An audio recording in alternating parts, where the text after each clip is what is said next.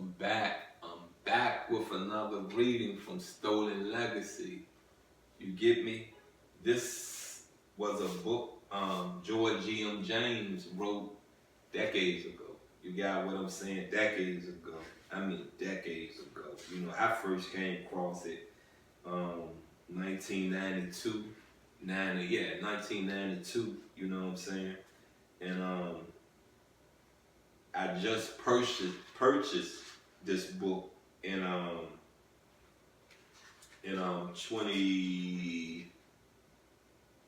2024, and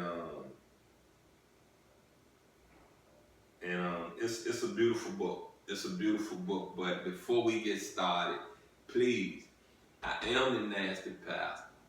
Please go to my YouTube channel at OFM Kemet Edition. You'll find a playlist of Stolen Legacy. You'll find some shorts over there. You'll find some extras over there. Go over there, run it up. You know what I mean? Go over there and educate yourself. Go over there and let's shop and steal. Let's shop in iron. Let's shop in silver. Let's shop in gold. However you want to do this, let's shop in the mines. You got what I'm saying? Let's raise our people out of ignorant thinking. Let's raise our people out of ignorant drug indulgence. Let's raise our people out of not being fathers to their babies. You get me? Not being mothers to their babies.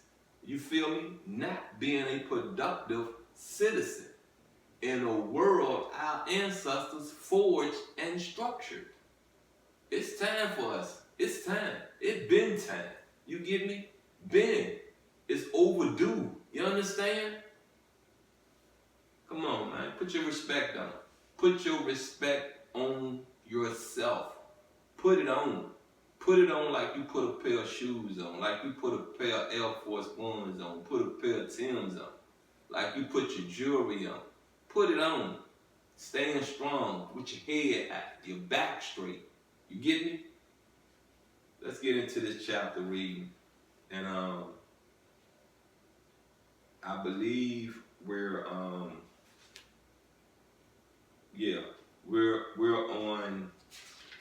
chapter, what is this? Chapter 5,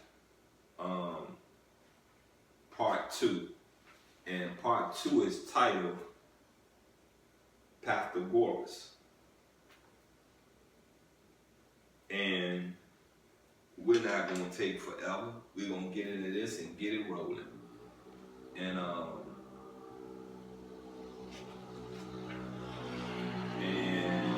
from what I see, it's a short read and we can get this done. Yeah, we can get this done. All right. Born in the Asian island of Samos, supposedly in 530 BC, the following doctrines have been attributed to the Pythagoras. 1, no, it said I. Transmigration, the immorality of the soul and salvation. You get that? Transmigration, the immorality of the soul and salvation. This salvation is based upon certain beliefs concerning the soul.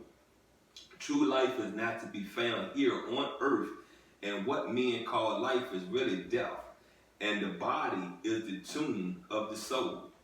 Owing to the contamination caused by the soul's imprisonment in the body, it is forced to pass through an indefinite series of reincarnations from the body of one animal to that of another until it is purged from such contamination. Salvation in this sense consists of the freedom of the soul from the cycle of birth, death, and rebirth, which is common to every soul, and which condition must remain until purification or purgation is completed. Being liberated from the 10 chains of the flesh and also from successive reincarnation, the soul now acquires her pristine perfection and the eligibility to join the company of the gods with whom she dwells forever. And let's pause right there, right? And it says the 10 chains of the flesh. So what I'm gonna do is write that down because I'm gonna do some research on the 10 chains of the flesh, and that might be something we could work on. That might be something that can help free our people. You feel what I'm saying? This was the reward which the Pythagorean system offered its initiates. The doctrines of A, opposites, B, the summum bonum of supreme good, and C, the process of purification. A, the union of opposites creates harmony in the universe. This is true in the case of musical sounds such as we find in the lyre, where the harmony produced is the result of the mean proportional relation between the length of the two middle strings to that of the two extremes. This is also true in natural phenomena, which are identified with number, whose elements consist of the odd and the even. The even is unlimited because of its quality of unlimited divisibility, and the odd indicates limitation, while the product of both is the unit or harmony.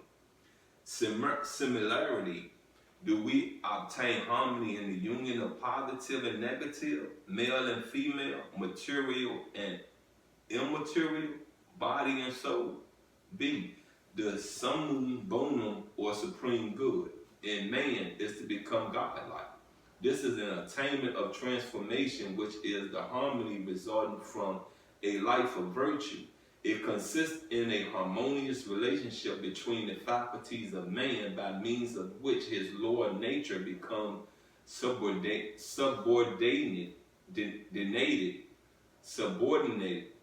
to his higher nature. Okay, let me pause this for a minute, but you see we're talking about good and bad. You see we're talking about opposites, right? But you're understanding how good and bad is a perfect harmony. You feel what I'm saying? To have evil in this world, to have bad in this world, from what I'm reading, from how I'm processing it, from what I'm comprehending, that's the only way this world is going to move in good harmony. You feel what I'm saying? We can't have too much negative, right? We can't have too much positive, right? Right? Well, I say this, I've never witnessed a world all positive. So I don't know if we could have enough of it or not. I know heaven is promised to be all positive, to be eternal. You got what I'm saying? To be the word paradise. You feel me? You get me? Okay. Now you're with me on this, right? So I'm going to say this to you right here. If you know these things, why are you not making moves to produce good deeds, to walk in light, to be more on the righteous side of things than the negative side of things? Look, your friend that's lacking, your friend that you love so much, your friend that's really out here trying to do good, I'm going to tell you like this, right? You know, you can let your friend hold you back from reaching your successful goal you set for yourself, or you can get to your goal, reach back, and hopefully your friend is at a point where they're ready to get to a successful point in their life, in their goals, what they're structuring, what they're eliminating to become a better person. If not, you're going to have to move on. You got what I'm saying? You know, people are not meant to be in your life forever. People come into your life for a season and leave your life by natural death, by involuntary death. They leave your life through arguments, all that. You got what I'm saying? So the position you play in a person's life could be, you know what I mean, could be a day, could be a month, could be years. But just know one day your position in that person's life will be no more. You got what I'm saying? Will be no more.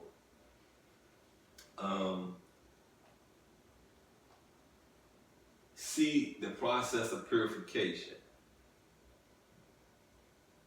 The harmony and purification of the soul is attained not only by virtue, but also by other means. The most important among them being the cultivation of the intellect through the pursuit of scientific knowledge, and strict bodily discipline. In this process, music also held an important place. The Pythagoreans believed and taught that just as medicine is used to cure the body, so music must be used to cure the soul. How many of you agree with that? I do. I do, man. I do. Music is for your soul. You know, I remember saying to a person that if your music can't touch me, eventually I'm going to stop listening to you. You feel me? The day your music touch me is the day that I'm going to continue to listen to you. And to be honest with you, you should want me to listen to you. Yeah, you should. I'm very persuasive. You should want to cater your music to me and to like-minded people such as me. You got what I'm saying? Because if they're anything like me, and when I say like-minded, that means there's a like on there, there's a comment on there, and there's a share on there. And to be honest with you, if it's really that good of music, you got what I'm saying, that have touched my soul, yeah, I don't put some money on that. I done bought that. That's in my phone. That's in my laptop. You got what I'm saying? I bought a physical copy of that. You get it?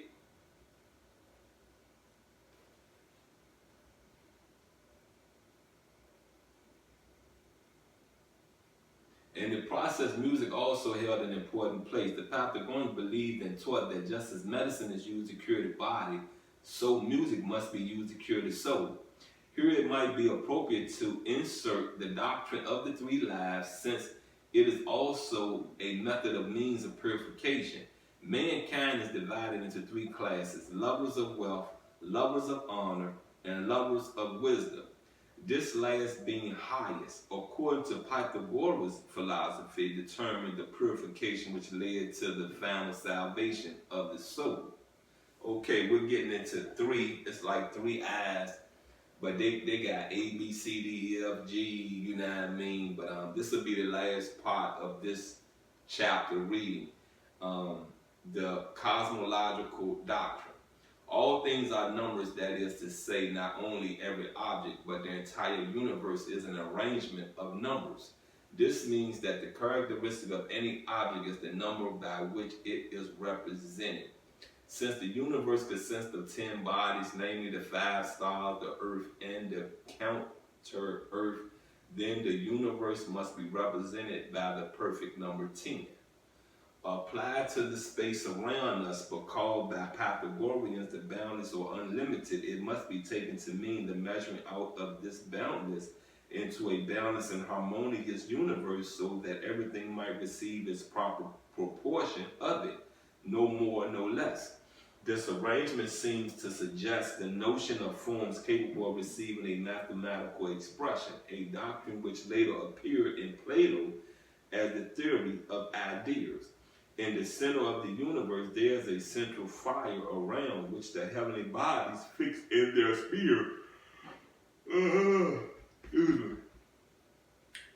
their sphere, spheres revolve from west to east, while around all there is the peripheral fire. This motion of the heavenly bodies is regulated in the velocity and produces the harmony of the spheres. Well, that's the end of that chapter, and well, that's the end of that part of that chapter reading. And you know, so far, you know, we're on, you know, keeping a healthy soul. We're on making sure that we keep all the negative out of our life. You got what I'm saying? So please understand this, and please, if you're reading, if you're viewing this, you know, right now, for those of you that are viewing this, you know, please go figure out what is the 10 chains of the flesh. You got me? Or, you know, by the time this reading is being viewed, is being streamed, there will be the answer to what are the 10 chains of your soul on the OFM Stolen Legacy platform on Facebook. You got me. But once again, you're with the Nasty Pastor. You know, I would like for you to go to my YouTube channel at OFM Kemet Edition. You know, put a like over there, share, comment some stuff, and definitely, please, definitely subscribe. And I'm going to wrap this up. I'm out. I love you. And please stay safe. Please stay humble. And please stay